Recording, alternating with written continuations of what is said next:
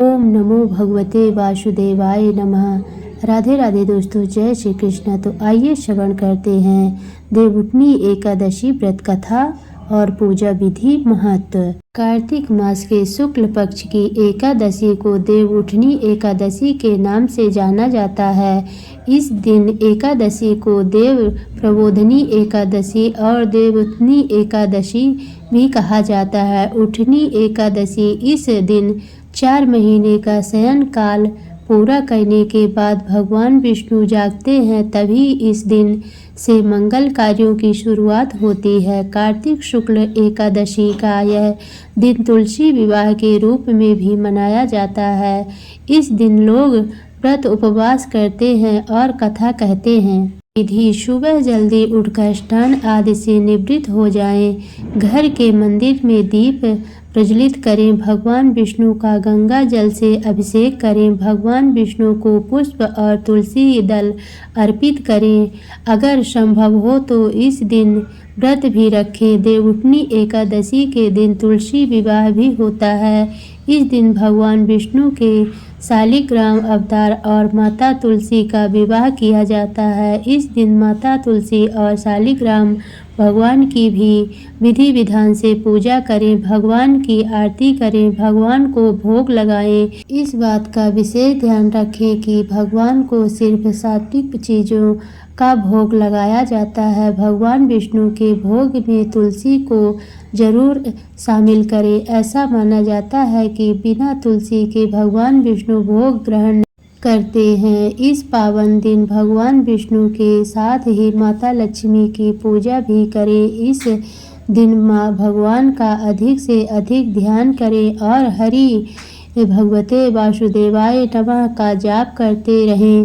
सायंकाल को पूजा वाली जगह को साफ करके चूना और गेरू की सहायता से रंगोली बनाएं। इसके साथ ही भगवान विष्णु का चित्र या फिर तस्वीर रखें। अब ओखली पर भी गेरू के माध्यम से चित्र बना ले। इसके बाद ओखली के पास फल, मिठाई, सिंघाड़े और गन्ना रखें। इसके बाद उसे डलिया से ढक दें। रात के समय यहाँ पर घी के 11 दीपक देवताओं को निमित्त रखते हुए जलाएं। इसके बाद घंटी बजाते हुए भगवान विष्णु को उठाएं और बोले, उठो देवा, बैठो देवा, अंगुरिया चटकाओ देवा, नई सूत नई कपास देव उठाए।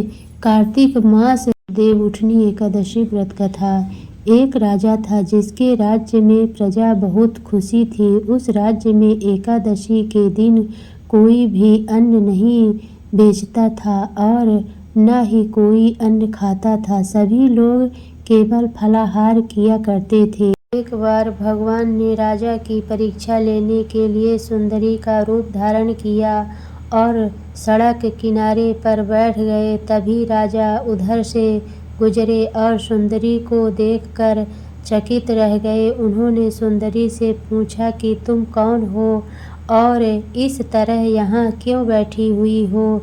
तब सुंदरी के रूप में मौजूद भगवान ने कहा कि मैं निराश्रिता हूँ। इस नगर में मेरा कोई जाना पहचाना नहीं है। मैं किससे सहायता मांगूं। राजा उसके रूप पर मोहित हो गए और बोले कि तुम मेरे महल में चलकर मेरी रानी बनकर रहो। इस पर सुंदरी ने कहा कि मैं तुम्हारी बात मानूंगी, लेकिन तुम्हें राज्य का अधिकार मुझे सौंपना होगा। इस राज्य पर मेरा पूर्ण अधिकार होगा और मैं जो भी बनाऊंगी तुम्हें खाना ही होगा। ये सुनकर सुंदरी के रूप पर मोहित राजा ने कहा कि तुम मुझे सारी शर्तें मंजूर हैं। अगले दिन एकादशी थी, लेकिन रानी ने आदेश दिया कि बाजारों में अन्य दिनों की तरह ही अन्न बेचा जाए। इतना ही नहीं, उसने घर में मांस, मछली आदि पकवाए और परोस कर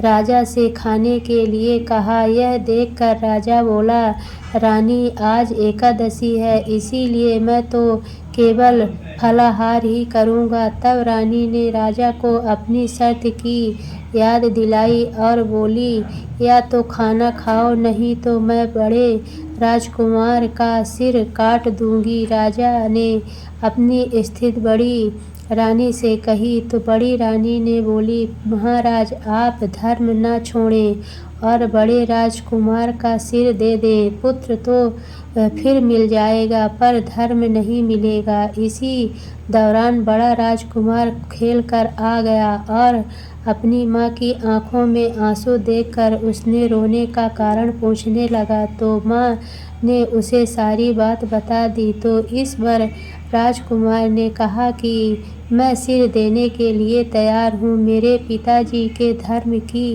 रक्षा जरूर होगी। राजा दुखी मन से सुंदरी के पास गए और राजकुमार का सिर देने को तैयार हो गए। तभी सुंदरी के रूप से भगवान विष्णु ने प्रकट होकर उनसे कहा, राजन ये तुम्हारी परीक्षा थी और तुम इस कठिन परीक्षा में पास हो गए। भगवान ने प्रसन्न मन से राजा से वर मांगने को कहा तो राजा ने कहा, आपका दिया सब कुछ है, बस हमारा उद्धार करे। उसी समय वहाँ एक विमान उतरा और राजा अपना राज्य पुत्र को सौंपकर विमान में बैठकर परम धाम को चले गए।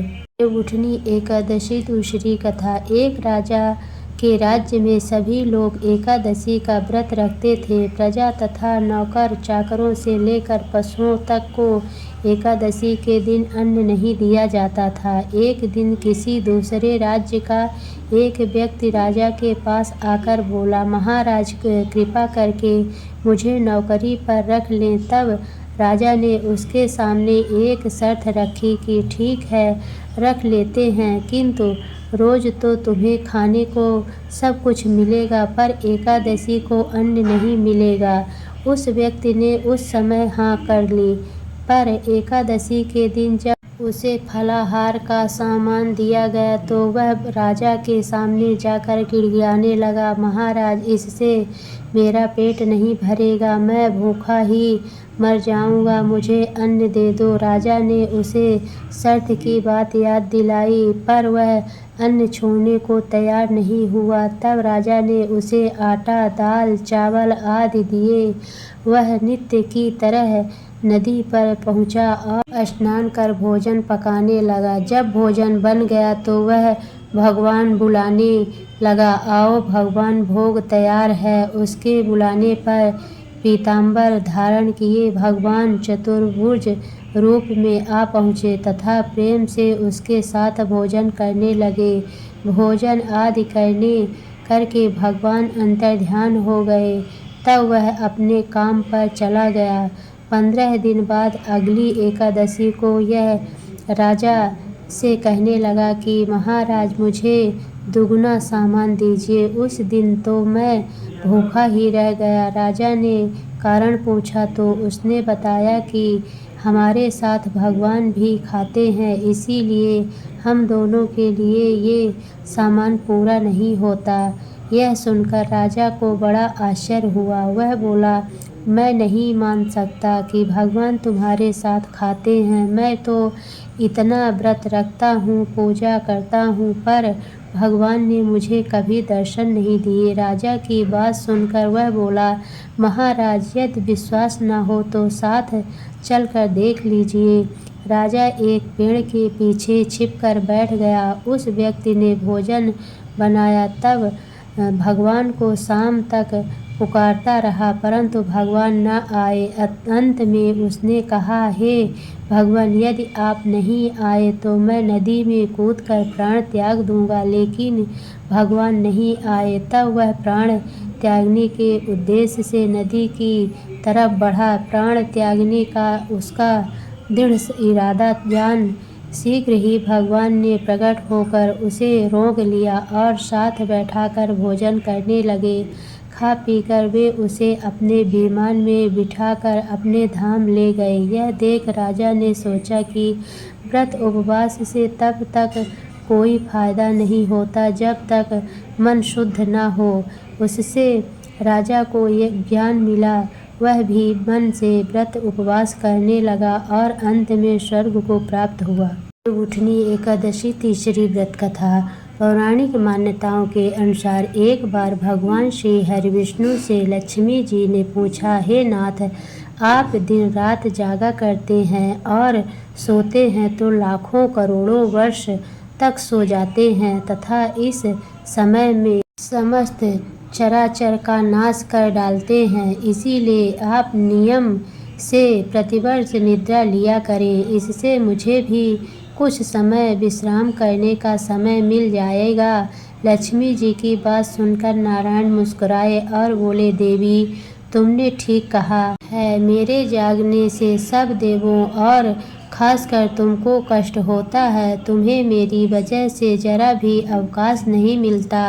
अतः तुम्हारे कथा अनुसार आज से मैं प्रतिवर्ष 4 मास वर्ष ऋतु में शयन किया करूँगा। उस समय तुमको और देवगणों को अवकाश होगा। मेरी यह निद्रा अल्प निद्रा मेरे भक्तों के लिए परम मंगलकारी होगा। इसी काल में मेरे जो भी भक्त मेरे शयन की भावना कर मेरी सेवा करेंगे और शयन पर उत्थान के उत्सव को आनंद पूर्वक आयोजित करेंगे, उनके घर में मैं तुम्हारे साथ निवास करूंगा। बोले लक्ष्मी नारायण की।